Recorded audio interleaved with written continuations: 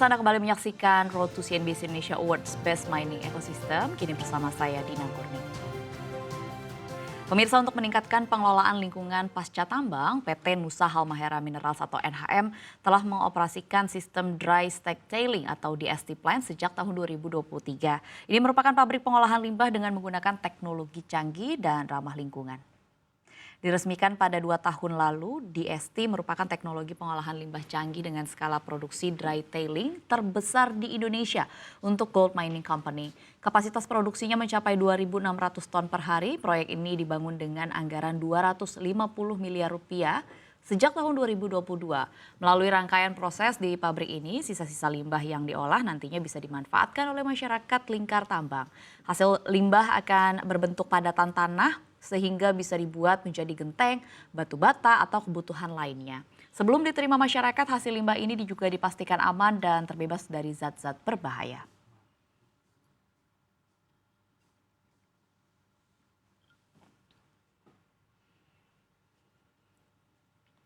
Ya pemirsa, lalu seperti apa komitmen praktik dari green mining dari PT NHM melalui implementasi Dry Stack Tailing atau DST? Selengkapnya kita akan ulas bersama dengan Asisten Superintendent DST Water Management PT Nusa Halmahera Minerals, Bapak Yoga Meirizal yang sudah bergabung bersama kami di CNBC Indonesia. Selamat sore Pak Yoga, apa kabar? Selamat sore Mbak Dina. Kabar baik ya Pak? Kabar baik.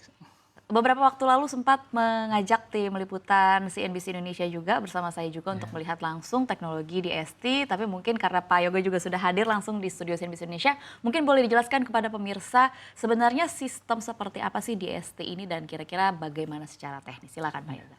Iya, dry stack tailing itu sebenarnya salah satu praktik green mining, di mana ini menjadi salah satu implementasi untuk mempercepat proses penguraian limbah ya. Jadi limbah yang dihasilkan oleh pabrik berupa tailing itu kita pisahkan menggunakan mesin filter press, di mana di sini nanti mesin itu akan mengurai limbah padat ya, kita sebut dengan cake. Terus limbah cairnya berupa filtrat ya. Secara sederhana seperti itu, Mbak Dina.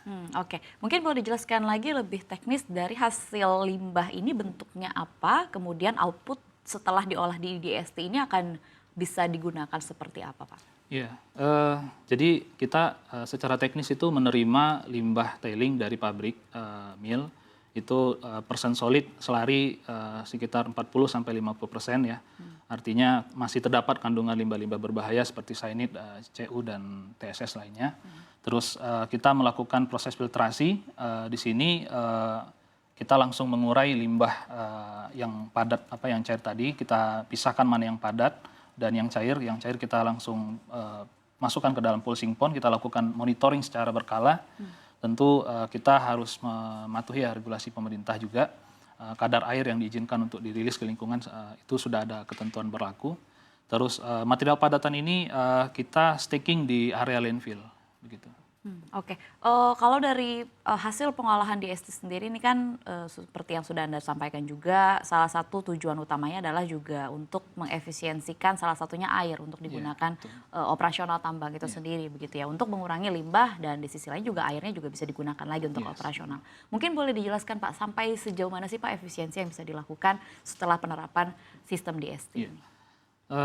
Betul ya, artinya di sini kita melakukan proses recycling juga. Di mana hasil dari pemisahan air tersebut kita memiliki potensi sekitar 50-70% pemanfaatan.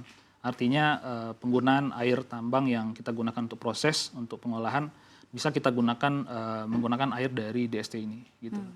Itu makanya kita akan bertahap menuju proses yang lebih baik nantinya untuk meningkatkan kapasitas itu.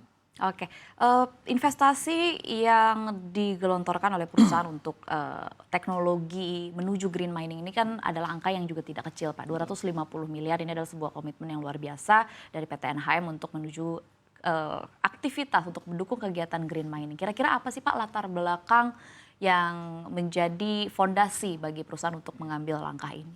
Ya, yang menjadi latar belakang pertama sekali adalah ini berkaitan dengan safety ya terhadap lingkungan.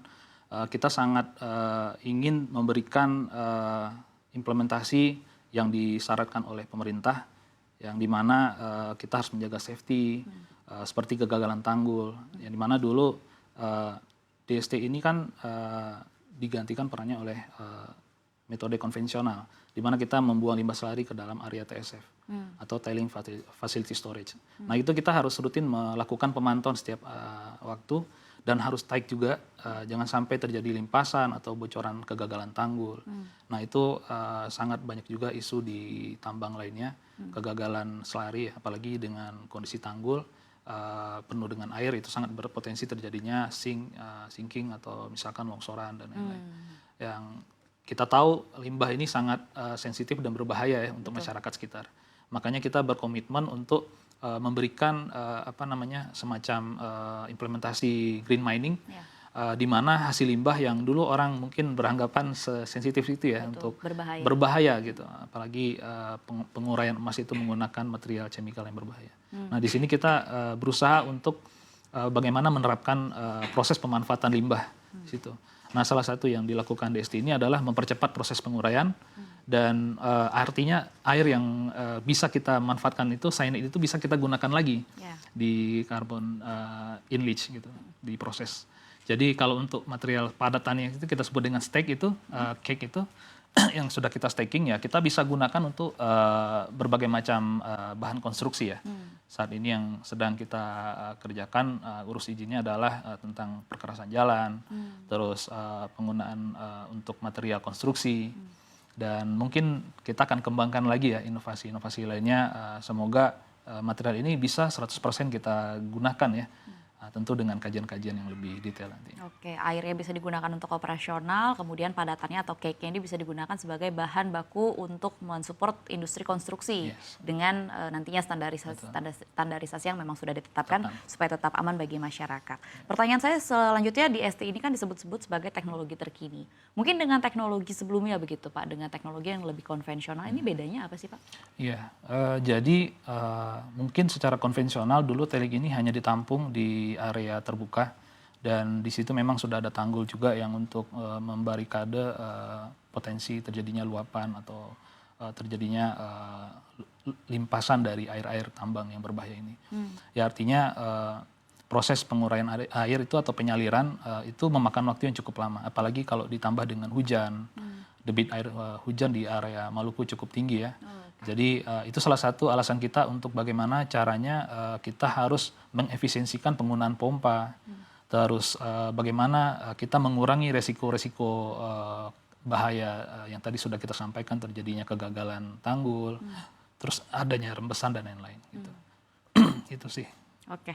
Baik, kemudian selanjutnya kalau dari efisiensi operasional sendiri, berapa persen sih Pak sudah berkontribusi baik secara, mungkin kalau dari cake-nya sendiri ini kan fungsinya kan lebih untuk masyarakat begitu, tapi kalau air sendiri berapa persen Pak berkontribusi terhadap keseluruhan operasional efisiensi? Iya, mostly penggunaan air untuk proses yang bisa kita gunakan nantinya bisa mencapai 80% penggunaan air tambang. 80%? Iya. Nah, itu target kita, tapi saat ini kita masih berproses ya. Artinya pemanfaatan ini tentu harus menyiapkan sarana-prasarana yang betul-betul safe, seperti pemipaan, terus jalur-jalur untuk transportasinya juga, terus distribusi, dan bagaimana caranya penampungan air limbah ini.